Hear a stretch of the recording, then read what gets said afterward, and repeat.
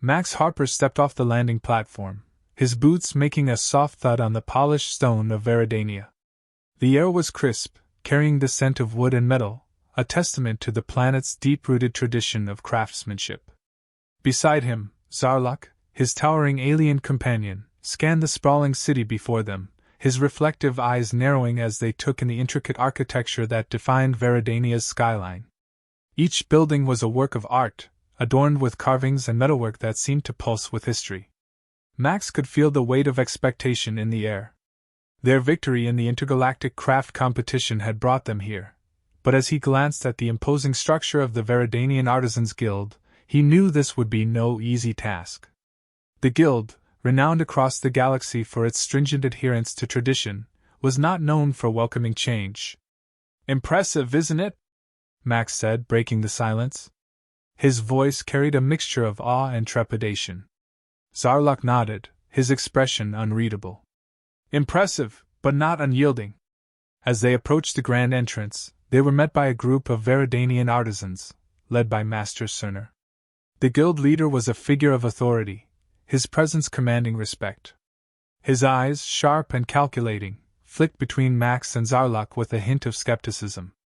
"Welcome to Vadania," Cerner greeted them, his tone polite yet cool. "We've heard much about your unconventional methods." Max offered a smile, though he could sense the underlying tension. "We're here to learn as much as to teach, Master Cerner. Tradition has its place, but so does innovation." Cerner's gaze hardened slightly. "Tradition is the foundation of our art. Without it, craftsmanship loses its soul." Zarlok stepped forward, his deep voice resonating with calm authority. "True craftsmanship honors the past while daring to explore the future. We seek to bridge that divide, not dismantle it." The guild leader regarded Zarlok with a measured look, his silence stretching into an uncomfortable pause.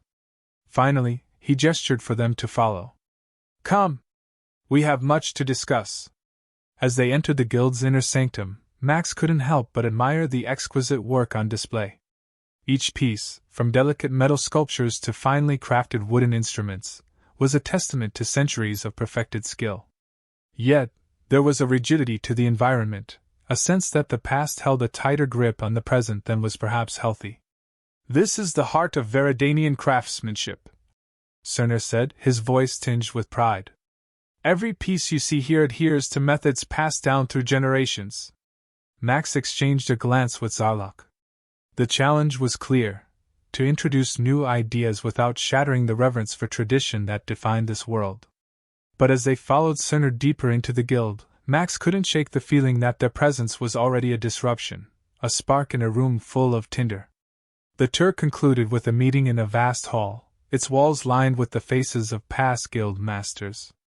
Their expressions, carved in stone, seemed to judge the newcomers with silent scrutiny. Cerner took his place at the head of a long, polished table. "Now," he said, folding his hands, "let us discuss how you intend to contribute to our upcoming competition." Max felt the tension in the room coil tighter. This was more than just a competition, it was a battleground for the soul of Vadanian artistry.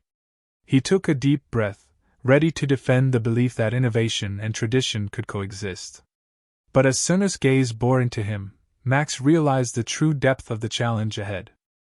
Max Harper awoke to the soft hum of Vadania's early morning.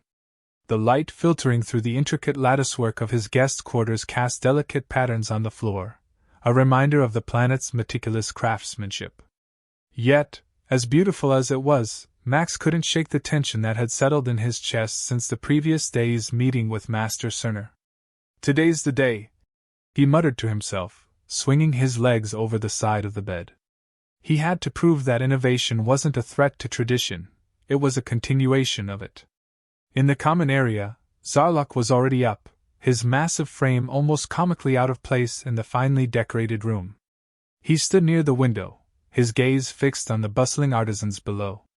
"They work with the dedication of those who believe they're protecting something sacred," Zarlok observed, his tone thoughtful. Max joined him, nodding. "And that's exactly why they're resistant to change. But we can't let that stop us." Their first task of the day was to introduce the young artisans to the techniques that had brought them victory in the intergalactic craft competition. The workshop, a large, sunlit space filled with the scent of freshly cut wood and polished metal, was already buzzing with activity when they arrived. Young Varadanians, their faces a mix of curiosity and apprehension, gathered around the central workbench where Max laid out his tools. "Today," Max began, his voice cutting through the low murmurs, "we'll explore new ways to enhance the beauty and functionality of your creations." Zarlak stepped forward, holding a small metal sculpture, a fusion of human and Varadanian techniques. The piece, though small, seemed to capture the essence of both cultures, its smooth curves and sharp edges blending seamlessly. "This," Zarlak said, "is an example of what can be achieved when we combine our knowledge. It's not about replacing your methods, but about adding to them." The room fell silent as the artisans studied the sculpture. Among them, a young woman with bright, determined eyes, Lyra, stepped closer. "But if we change too much, won't we lose what makes our work uniquely Varadanian?" Max met her gaze, his expression earnest. "Not if we're careful. Innovation doesn't erase tradition, it builds on it. What makes your work unique isn't just the techniques you use, but the spirit behind them. That can't be lost, no matter how much you innovate." Lyra seemed to ponder this, her eyes flicking back to the sculpture. Around her, the other artisans exchanged uncertain glances. Max could see the seeds of doubt, but also the flicker of curiosity that he needed to cultivate. Their demonstration continued, with Max and Zarlak guiding the young artisans through techniques that challenged their usual practices. As the day wore on, the initial resistance began to soften. Some of the artisans, including Lyra, began experimenting with the new methods, their excitement growing with each small success. However, not everyone was convinced. From the shadows of the workshop, Master Cerner watched, his expression inscrutable. As Lyra presented her work, a delicate piece that fused Varadanian design with the techniques Max had shown, Cerner's lips pressed into a thin line.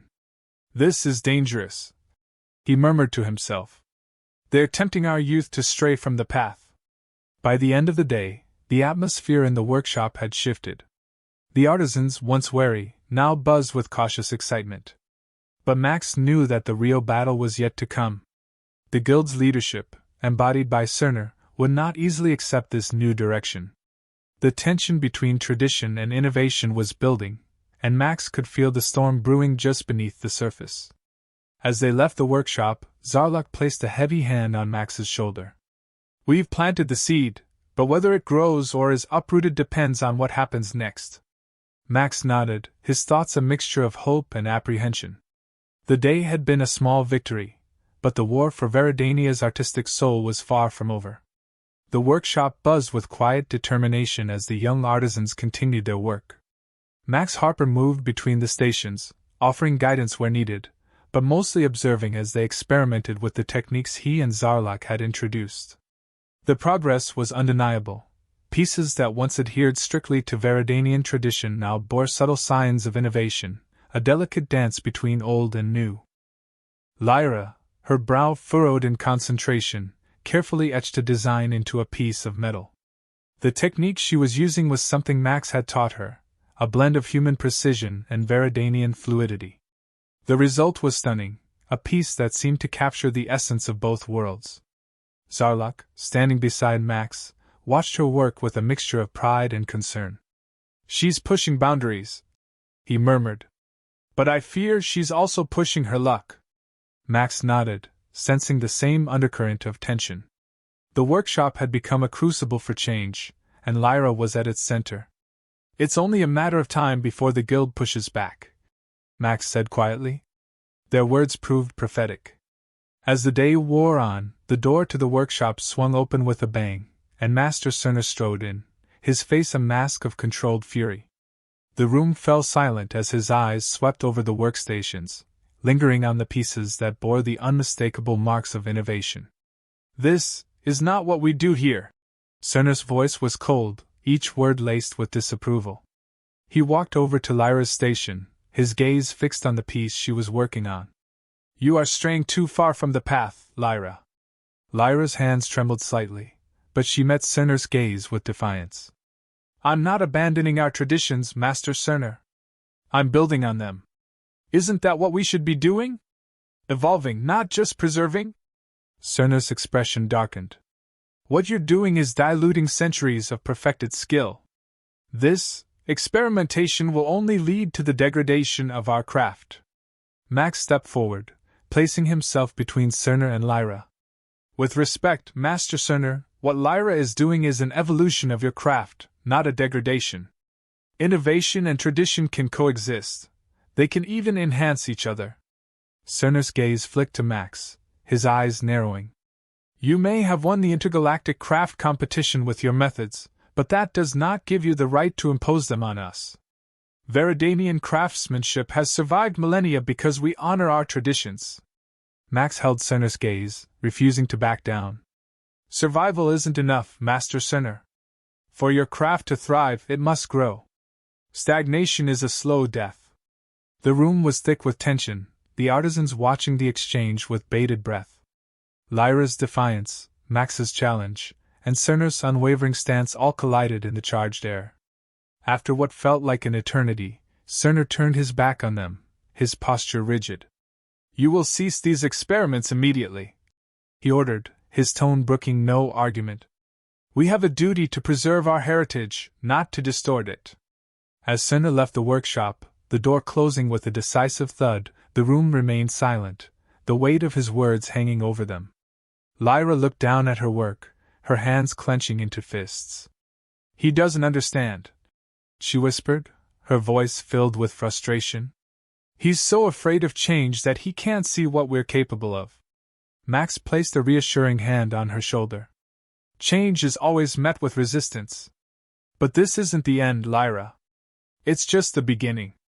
Zarlok, his voice low and steady, added, We've started something here. And I believe that what we've set in motion can't be stopped.